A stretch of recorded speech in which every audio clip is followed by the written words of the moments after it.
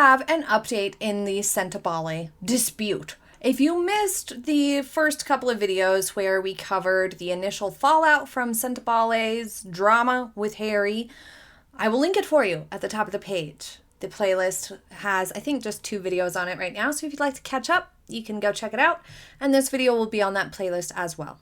But the gist of the situation is that Harry was co-founder and patron of Sentebale, which was a charity he set up. Sentebale means forget-me-not, and it was meant to deliver humanitarian aid specifically to those affected by HIV or AIDS in Africa specifically. Previously, Harry sort of packaged it as something that was sort of in remembrance of his mother, Princess Diana, and the work that she did in Africa. And so everybody assumes that it was a charity and a cause close to Harry's heart. But it would seem not close enough or not important enough for Harry to really do any degree of work or put any degree of effort into it, because Dr. Sophie Chandauka, the chairwoman of Sentebale, and Harry began to have some disagreements, and we have a little bit more information and context as to what those disagreements really were and what the challenges boiled down to. But the timeline, the basic timeline, is that back in February, Sophie reported Sentebale, her own charity, to the Charity Commission in the UK to review Sentebale to make sure that it was being governed properly, proper use of funds, things of that nature. She reported some issues with internal dynamics involving Harry and some others. The following month, Harry encouraged the board to vote to oust Sophie from her seat, and she filed this lawsuit to prevent that from happening, saying that it was not warranted and that this was some sort of personal vendetta from Harry, and that she was being basically bullied or ganged up on by the board of trustees, which Harry was pretty tight with, to oust Dr. Sophie because Harry didn't like Sophie's decision-making and ideas for how to move Sentebale forward. And we'll get to a little bit more detail into that, and we have some better context now that has been revealed in just a moment. But upon this occurring all at once, Harry released a statement that said he was going to quit the charity, stepping down as patron, and he wasn't going to be involved with it anymore, and condemned Dr. Sophie Chandauka in his letter, and basically said that she was the problem and that he didn't like how it was being run, and it was just irreconcilable. There was no way that he was going to be able to work things out with Sophie. And this, of course, hit the headlines and did a lot of damage to the charity and to Sophie's reputations instantly, immediately. And it was because Harry released this letter and statement to the press and worded it the way that he was. It was very vindictive.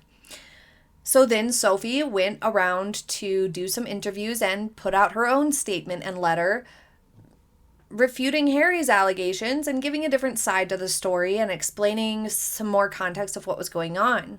Now, that initial review that she filed back in February has been closed and concluded. And basically, one of the main things that they said was that these disputes between the board members, the trustees, the chairwoman, these things should never be made public because it ruins the reputation of a charity. It makes it look like there's infighting and problems that people can't deal with. They can't solve problems amongst one another. How are they going to solve a problem out in the world?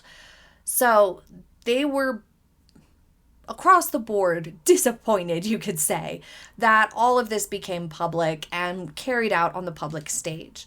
What I'm disappointed in is that the Charity Commission's report, though, did not point out the fact that Harry was the one who initiated this public display, as he was with the royal family. This is a pattern with Harry. When he doesn't like something, he thinks making it public will shame people into bowing down to him or thinking that he's not at fault in any way, shape, or form. I found it a little disappointing that it wasn't specified that had Harry not put his letter out to the press and worded it the way that he did, none of the other things would have happened. None of it would have played out on the public stage if it weren't for Harry's choices and actions. But anyway, journalists and people who have researched this much more deeply than I have deduced that the disagreements between Sophie and Prince Harry began at that polo match where Meghan hobbled up on stage and had this really awkward moment where she was telling Sophie where to stand and stuff like that. That polo match caused a lot of trouble between Sophie and Harry for a handful of reasons. We heard Sophie explain that Harry and the Meg caused quite a bit of trouble leading up to that charity polo match because of their demand to bring along Netflix crews, which lost the charity its original venue for the polo match. And then Meghan showed up unannounced after saying she wasn't planning on attending, and when she did, it not only caused some issues in terms of accommodating her and her ridiculous over-the-top security and staff that she brought along, as well as Netflix people, but also she took the place of the person who had planned to present the trophies and caused confusion on the stage because she disrupted the plans and choreography that had been established and planned ahead of time. But furthermore, allegedly, Sophie wanted to move the charity's operations and fundraising efforts and whatnot closer to the locals that it serves. In Africa. She wanted to keep fundraising efforts to Africa. So it went beyond the polo match itself and the drama that they caused in getting that off the ground and having it happen.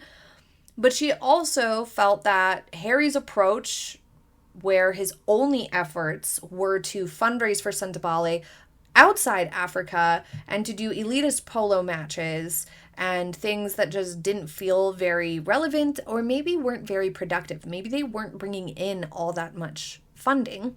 She felt that the charity should move away from that approach and try something different and keep their fundraising efforts closer to Africa. It would be cost effective for the people working for the charity to not have to travel, and it would feel a little bit more authentic to be a little bit more local. Sophie's position did make sense since Sentebale had been largely ignored by Harry since 2019 or so. In fact, Harry's involvement with Sentebale was incredibly hands-off. He had been more present with the charity prior to 2014 in its earlier years, but he visited Lesotho in December of 2014 and November 2015. But he last visited Lesotho in December 2014 and November 2015. And then in June 2016, he hosted a Sentebale fundraising concert in London. Then there was a 2-year gap of activities involving the charity until 2018 when he and Meghan attended a gala to benefit Sentebale, again in London. In 2019, he attended a polo match and then separately a concert in Rome and London, respectively. And then there was nothing again. No public support or active involvement with Sentebale until a 2023 polo match in Singapore and a meeting in Miami. So there was a 4-year gap of engagement from Harry. And then come 2024, things began to fall apart. And there was that polo match from last year, and there was probably some meetings. And Harry did go to Lesotho to talk with some people about the Sentebale issue in 2024 when some of that drama was happening that then came to light in early 2025, early this year. So you can kind of see Sophie's point here. There was not one trip to Africa, not one fundraising effort on a more local level since 2015. People are now criticizing Harry for being uncooperative in addressing the charity's needs in a more practical and realistic manner. Harry's approach looks very vain and self-serving now when you put it into that context of how much has he actually done and how much time has he actually spent involved in this charity? Not much. And he was one of 2 big patrons. They only really had 2 significant patrons that could draw publicity and drive fundraising efforts, and Harry was a big part of that initially, in the initial strategies for Sentebale and the initial format of the charity way back when it was established prior to 2014. So for Harry to be taking this approach where he can just kind of drop in and do a polo match whenever he feels like, and be completely and entirely uncooperative otherwise, and never set foot in Africa for years, you could understand Sophie's frustration. Let's put it that way.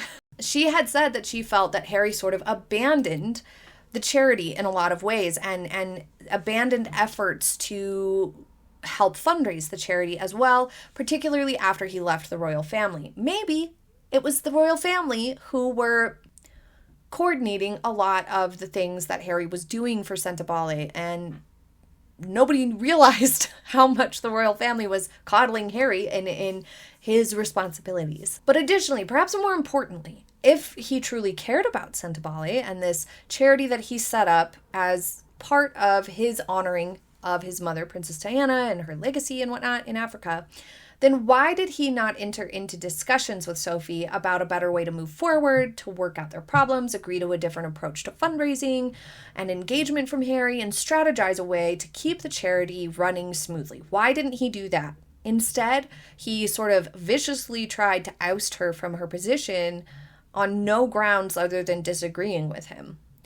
Well, the rumor is that it all had to do with Meghan and her meddling in the situation, and that she was irritated with Sophie as well from the whole 2024 polo match thing, and that's why she treated Sophie that way on stage, and that all of that had a big factor and a big role in why Harry behaved the way that he did towards Sophie. And regardless, once again we see here that Harry is throwing a man tantrum. Just because he's not getting his way, he has abandoned the cause entirely. He doesn't like the answers or the pushback he's getting, so he has quit. The commission was highly critical of all parties for allowing leadership disputes to become public, which damaged the charity's reputation and risked public trust. But like I said, Harry initiated all of that. He released that dramatic statement, framing Sophie as the villain in the situation, and so Sophie, I feel like, had every right and reason to come out and defend herself, and also reveal that she had requested a review before Harry resigned and tantrumed, which means she had reported the problems to the commission back in February. Therefore, Harry was basically retaliating by resigning and putting out this letter and whatnot. He was retaliating for her reporting the charity to the commission. And his reaction to the investigation demonstrate his toxic approach once again. He's not willing to take accountability. Never is Harry willing to take accountability. And this is another example of that. Sophie welcomed the findings and reaffirmed her commitment to improving the charity, describing the experience as a catalyst for growth in governance and clarity. Prince Harry, however, while he was relieved at being cleared of wrongdoing, criticized the report for not addressing allegations against Chandauka and expressed determination to support children through other channels. So although the Charity Commission didn't find Harry guilty of legal or regulatory misconduct, maybe due to lack of evidence, the final report did criticize him, alongside others, for contributing to the governance breakdown at Sentebale. Ultimately, Harry's decision to resign and abandon the charity and his responsibilities as patron and co-founder in a leadership position, rather than resolve the conflict in his capacity as a leader of the charity, reflect poorly on Harry and demonstrate his unwillingness to work with people. And the fact that he responded to the findings by criticizing Sophie once again is ridiculous. It makes no sense, and it makes Harry look petty and small and strange, once again. But leave your thoughts in the comments. Thank you for joining me for today's video. I hope you enjoyed it. If you did enjoy today's video, please do consider subscribing and clicking the like button, only if you would like to. Thank you again, and I hope you have a happy day ahead. I'll see you next time. Bye!